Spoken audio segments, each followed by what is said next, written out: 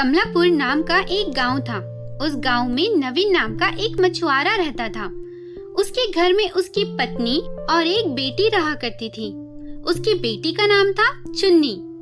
नवीन एक बहुत ही गरीब मछुआरा था। वह हर दिन मछलियां पकड़ता था और उसे बेचकर जो पैसे आते उससे वो अपना घर चलाया करता था। चुन्नी बहुत ही प्यारी लड़की थी और वह बहुत दयालु भी थी।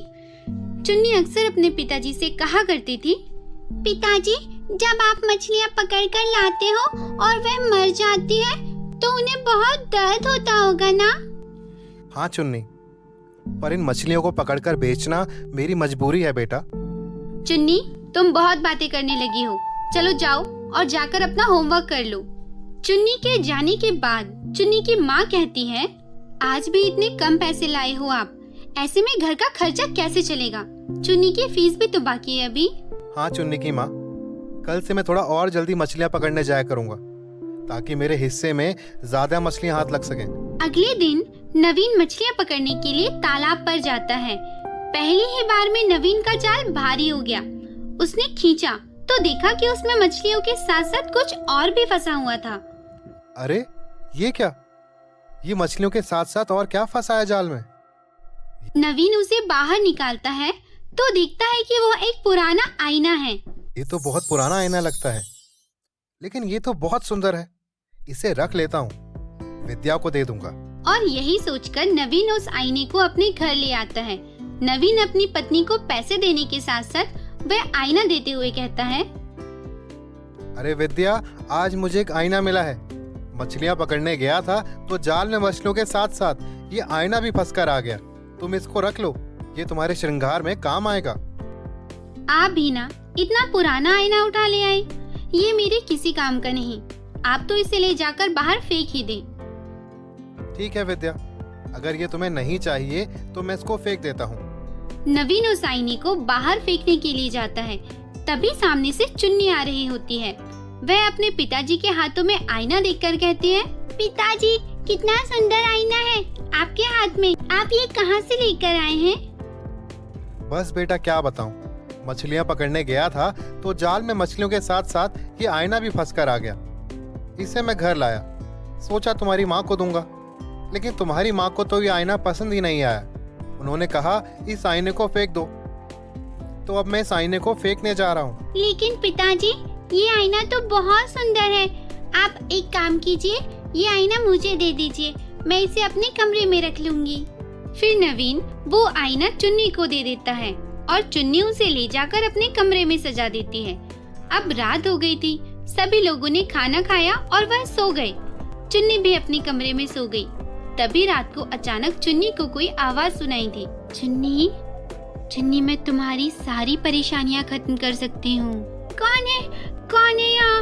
अरे यहाँ तो कोई दिखाई नहीं दे रहा है। तो फिर ये आवाज कहाँ से आ रही थी? लगता है मुझे गलतफहमी हुई है। और ऐसा कहकर चुन्नी वापस सो जाती है। तभी दोबारा उसे आवाज सुनाई देती है, चुन्नी, मैं जादुई आईना हूँ। क्या आईना? क्या तुम बात कर रहे हो? हाँ चुन्नी, मैं जादुई आईना हूँ और मैं तुम्हारे घर की सभी परेशानियाँ दूर कर सकती हूँ। चुन्नी आईने की बात सुनकर हैरान हो जाती है और वह जल्दी से जाकर अपने माता पिता को बुला लेती है। माँ, पिताजी, देखो, बात करता है ये जादुई आईना। बेटा, तुमने कोई सपना देखा होगा। नहीं, चुन्नी ने कोई सपना नहीं देखा। चुन्नी सच कह रही है। मैं जादुई आईना हूँ। मैं बरसों से उस तालाब में पड़ी हुई थी। नवीन ने मुझे घर लाया और चुन्नी ने मुझे सजा कर रख लिया। यह आप लोगों का मुझ पर उपकार है। मैं भी आप लोगों के लिए कुछ करना चाहती हूँ। यह आईना तो बात करती है। यह तो सचमुच जादुई आईना है। हाँ जादुई आईना, तुम बताओ, तुम किस प्रकार से हमारी मुसीबतों को दूर कर सकती हो? जिस तालाब में नवीन रोज मछलियाँ पकड़ता है, उस तालाब के बाएं साइड पर एक बहुत बड़ा बरगद का पेड़ है। उस बरगद के पेड़ के नीचे खुदाई करने पर आपको सोने की मोहरों से भरा हुआ एक बर्तन मिल सकता है। पर मेरी एक बात याद रखना, उतना ही लेना जितने की जरूरत है।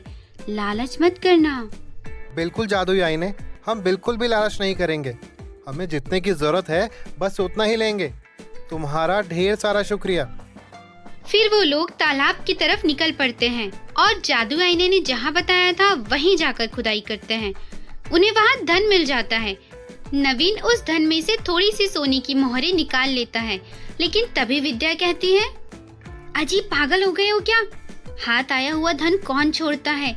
ये पूरा ही धन ले लेना चाहिए। नहीं नहीं विद्या, जितनी जरूरत है उतना ही लेना। याद है ना जादुई आईने ने क्या कहा था कि लालच बिल्कुल मत करना। नवीन एक मुट्ठी सोने की मोहरें निकाल लेता है और फिर नवीन और चुन्नी मिलकर बाकी का धन वहीं छोड़ देते हैं और उसे गड्ढे को भर देते हैं और घर आ जाते हैं।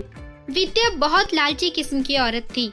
नवीन और चुन्नी सो जाते हैं, परंतु विद्या को नींद नहीं आती। कितना बेवकूफ पति है मेरा। हाय, हाथ आए धन को छोड़ दिया। जीवन भर मैंने गरीबी में ही गुजारा है और अब धनवान बनने का मौका मिला है तो ये मौका तो मैं नहीं छोड़ूंगी। और यही सोचकर विद्या उस खजाने के पास जाती है। गड्ढा खोदकर वह लोटा निकाल लेती है, परंतु जैसे ही आगे बढ़ना चाहती है तो उसके दोनों पैर जमीन में धंस जाते हैं। बहुत कोशिश करती है परंतु जमीन से अपने पैर नहीं निकाल पाती। दूसरी तरफ नवीन और चुन्नी विद्या को ना पाकर परेशान हो जाते हैं और उसे चारों तरफ ढूंढते हैं। जादुई आईने से पूछते हैं, जादुई आईने, क्या तुम बता सकते हो कि मेरी पत्नी कहाँ है? हाँ नवीन, तुम मेरे अंदर देख सकते हो। नवीन जादुई आईने के अंदर अपनी पत्नी के पैरों को मिट्टी में गड़ा हुआ देखता है तो नवीन को सब कुछ समझ आ जाता है। नवीन और चुन्नी जादुई आईना लेकर वहाँ पहुँचते हैं। माँ, पिताजी ने आपको लालच करने से मना किया था ना, आप यहाँ क्यों आई? मुझसे बहुत बड़ी गलती हो गई जी। लालच में आकर मैं अंधी हो गई थी। आप मुझे किसी तरह बचा लीजिए। मैं वादा करती हूँ आज के बाद जीवन में कभी लालच नहीं करूँगी। जादुई आईने, मैं तुमसे विनती करता हूँ, मेरी पत्नी को बचा लो। मुझे धन नहीं चाहिए। ठीक है नवीन, तुम अपनी पत्नी को ले जा सकते हो। और आईना के ऐसा कहते ही विद्या के पाँव मिट्टी से बाहर आ जाते हैं। नवीन, चुन्नी और विद्या जादुई आईने को धन्यवाद देते हैं और फिर नवीन कहता है, जादुई आईने, इंसान का स्वभाव ही लालची होता है। जब भी उसे कुछ मिल जाता है तो उसके मन में एक तमन्ना जागृत हो जाती है उससे ज्यादा पाने की। इसलिए तुम्हारा यहाँ पर रहना बिल्कुल भी ठीक नहीं है। मैं तुम्हें वापस तालाब में फेंक आता हूँ ताकि तुम्हारा कोई भी गलत फायदा ना उठा सके। और ऐसा कहकर नवीन उस आईने को वापस तालाब में फेंक देता है और अपनी पत्नी और बेटी के साथ घर लौट आता है।